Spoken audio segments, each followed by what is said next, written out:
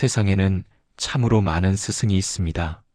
학교의 선생님, 회사의 상사, 인생의 멘토, SNS의 인플루언서, 그리고 우리 곁의 부모님. 우리는 태어나서 죽을 때까지 누군가로부터 배우며 살아갑니다. 하지만 질문을 하나 던져보겠습니다. 진정한 스승이란 과연 무엇일까요? 많은 지식을 가진 사람일까요? 높은 지위에 있는 사람일까요? 아니면 많은 제자를 거느린 사람일까요?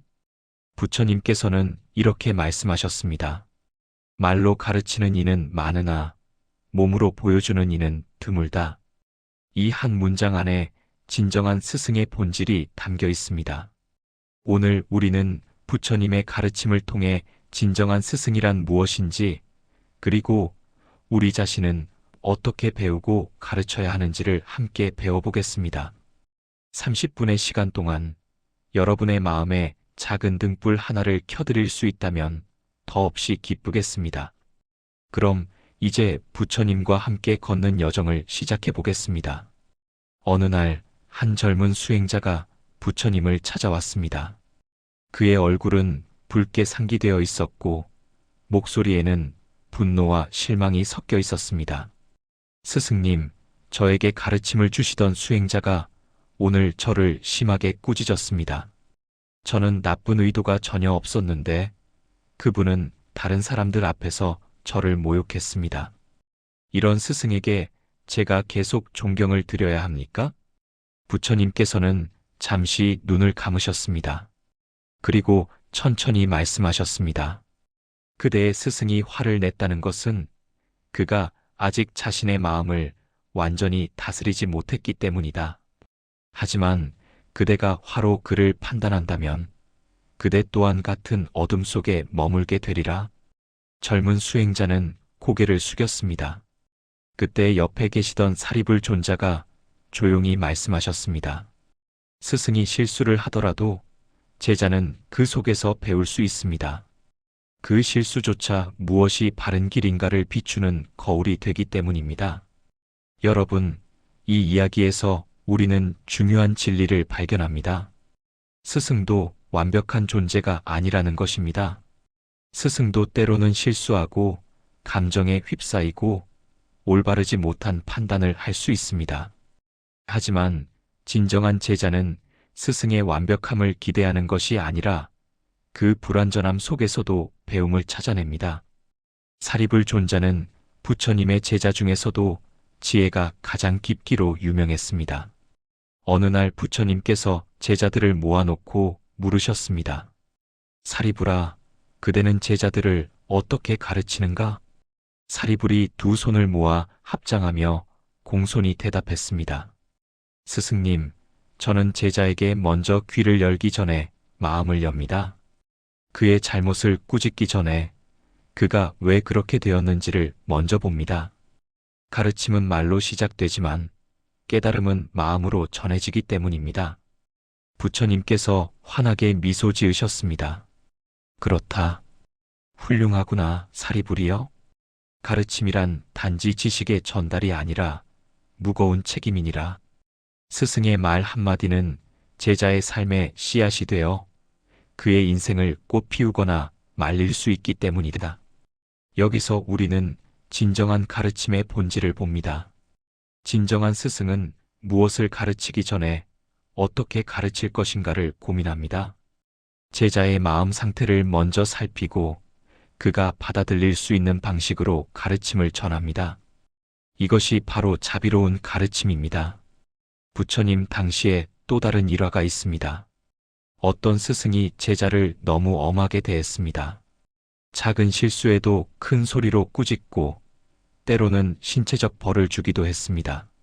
그는 말했습니다. 엄격함이 제자를 성장시킨다. 호되게 다루어야 강한 수행자가 된다. 하지만 그의 제자들은 하나둘 떠나기 시작했습니다. 남은 제자들은 두려움에 떨며 수행했고 진정한 기쁨을 느끼지 못했습니다. 부처님께서 이 소식을 들으시고 말씀하셨습니다. 두려움으로 키운 나무는 겉으로는 고다 보이나 속은 텅 비어 있느니라. 하지만 사랑으로 키운 나무는 바람이 불어도 흔들리지 않고 뿌리가 깊어 오래도록 서 있느니라. 진정한 스승은 제자를 두려움으로 통제하지 않습니다. 대신 사랑과 자비로 이끕니다. 여러분도 생각해 보세요. 여러분의 인생에서 가장 큰 영향을 준 스승은 누구였습니까? 아마도 가장 무섭고 엄격했던 사람이 아니라 여러분을 진심으로 이해하고 믿어주었던 사람일 것입니다. 부처님께서는 이렇게도 말씀하셨습니다. 진정한 스승은 제자보다 높은 곳에 서서 내려다보는 자가 아니라 제자와 같은 눈높이에서 함께 길을 걷는 자니라. 이 말씀은 참으로 깊은 의미가 있습니다. 많은 스승들이 자신의 권위를 내세우려 합니다. 나는 이미 깨달았으니 너희는 따르기만 하라고 말합니다. 하지만 부처님께서는 그렇게 하지 않으셨습니다. 부처님은 항상 제자들과 함께 걸으셨습니다. 그들의 고민을 듣고 그들의 아픔을 함께 나누고 그들이 스스로 답을 찾을 수 있도록 질문을 던지셨습니다. 이제 가르침의 방식에 대해 더 깊이 들어가 보겠습니다. 어느 날 한 제자가 부처님께 질문했습니다. 스승님, 왜 제자들의 잘못을 즉시 꾸짖지 않으십니까? 잘못을 바로 지적하고 바로잡는 것이 스승의 역할이 아니겠습니까? 부처님께서 잠시 침묵하시다가 말씀하셨습니다. 꾸짖음은 칼과 같으니라. 자비로 다루면 약이 되지만 분노로 다루면 상처가 되느니라. 스승이란 제자를 두려움으로 이끄는 자가 아니라 믿음으로 이끄는 자니라. 그리고 부처님은 하나의 비유를 들어주셨습니다. 정원사가 나무를 키울 때 잎이 조금 잘못 자랐다고 해서 가위로 마구 자르면 어떻게 되겠는가? 나무는 상처를 입고 병들게 되리라. 지혜로운 정원사는 나무의 전체를 보고 때를 기다리며 필요한 만큼만 조심스럽게 손질하느니라. 제자를 대하는 것도 이와 같으니라. 이 말씀을 듣고 있던 또 다른 제자가 물었습니다. 그렇다면 스승님, 제자가 큰 잘못을 저질렀을 때는 어떻게 해야 합니까? 부처님께서 대답하셨습니다. 제자가 잘못을 저질렀을 때 먼저 그의 마음을 들여다보라. 그가 왜 그런 선택을 했는지, 무엇이 그를 그 길로 이끌었는지를 이해하려 노력하라. 이해 없는 꾸짖음은 제자의 마음 문을 닫게 만들지만 이해와 함께하는 가르침은 제자의 마음 문을 여느니라. 그러면서 부처님은 실제 사례를 들어주셨습니다. 옛날에 내 제자 중 하나가 탁발을 나갔다가 술집에 들어간 적이 있었느니라. 다른 제자들이 이를 보고 크게 비난하며 그를 쫓아내자고 했느니라. 하지만 나는 그를 조용히 불러 물었느니라. 무슨 일이 있었는가? 그 제자는 눈물을 흘리며 말했느니라.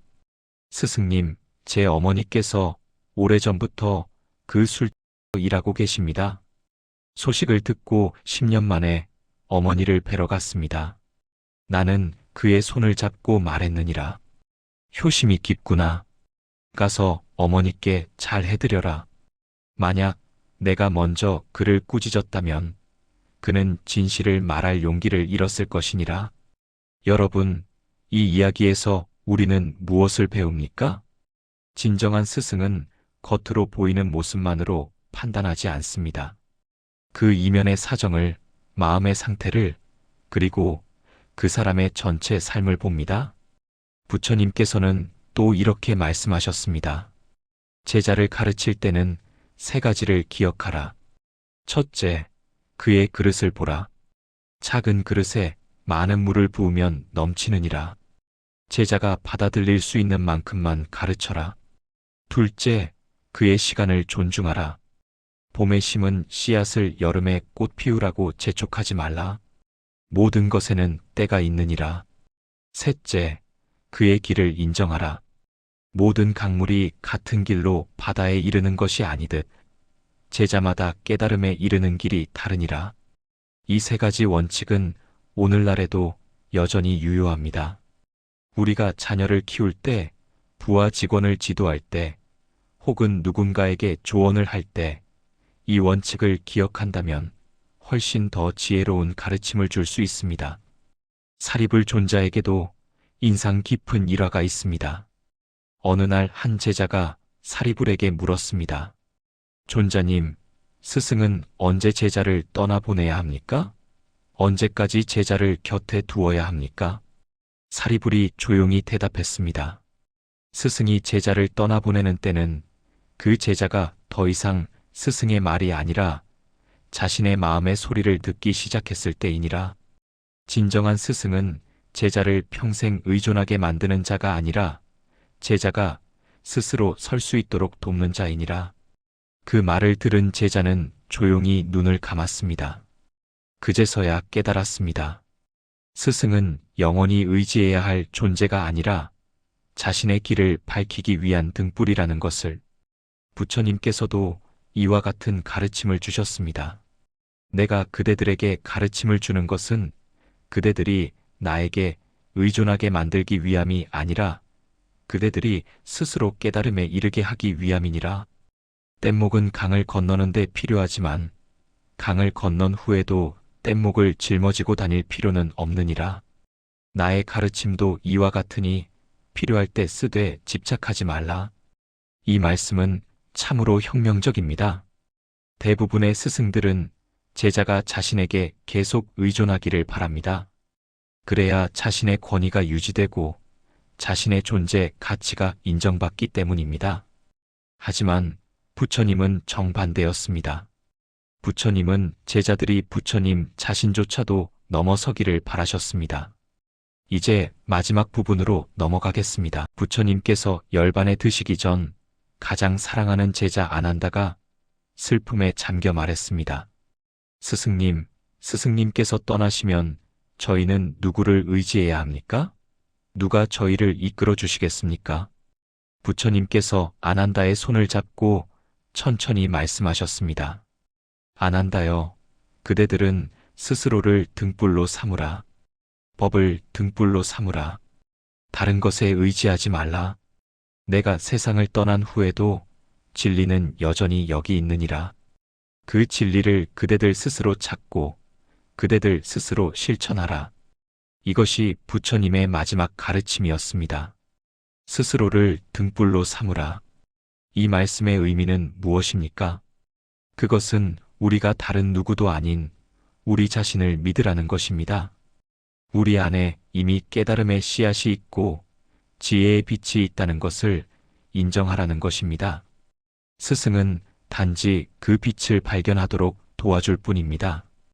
오늘날 우리는 많은 가르침 속에 살아갑니다. 인터넷 강의, 자기계발서, SNS의 조언들, 유튜브의 수많은 영상들, 정보의 홍수 속에서 우리는 때로 길을 잃기도 합니다. 누군가는 이렇게 말하고 누군가는 저렇게 말합니다. 무엇이 진실인지, 무엇을 따라야 할지 혼란스럽습니다.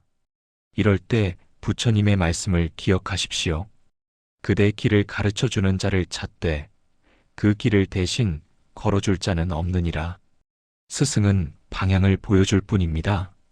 길을 걷는 것은 결국 나 자신입니다. 가르침의 책임은 스승에게만 있는 것이 아니라 배우는 이의 마음에도 있습니다. 제가 여러분께 오늘 하나의 실천을 권해드리고 싶습니다.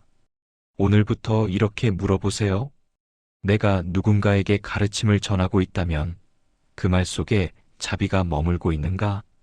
내가 누군가의 가르침을 받고 있다면 나는 맹목적으로 따르고 있는가? 아니면 내 안의 지혜로 분별하고 있는가? 부처님께서는 이렇게 말씀하셨습니다. 내 말이라 해서 무조건 믿지 말라. 경전에 쓰여 있다 해서 무조건 믿지 말라. 스승이 말했다 해서 무조건 믿지 말라. 스스로 경험하고 스스로 사유하고 스스로 확인한 것만을 받아들이라. 이것이 부처님께서 가르쳐 주신 진정한 배움의 자세입니다. 마지막으로 이 말씀을 함께 새겨봅시다. 나는 말로 이끄는 스승이 아니라 마음으로 비추는 스승이 되리라. 나는 권위로 가르치는 스승이 아니라 차비로 감싸는 스승이 되리라. 나는 제자를 의존하게 만드는 스승이 아니라 제자가 스스로 서게 돕는 스승이 되리라. 그리고 동시에 이렇게 다짐해 봅시다. 나는 맹목적으로 따르는 제자가 아니라 지혜롭게 분별하는 제자가 되리라. 나는 스승에게 의존하는 제자가 아니라 스스로 등불을 켜는 제자가 되리라. 나무아미타불 관세음보살 부처님의 차비가 여러분 모두와 함께 하시길 기원합니다. 오늘 말씀이 도움이 되셨다면 구독과 좋아요 부탁드립니다. 여러분의 작은 응원이 더 많은 분들에게 부처님의 가르침을 전하는 큰 힘이 됩니다. 다음 영상에서 다시 뵙겠습니다. 고맙습니다. 나무아미타불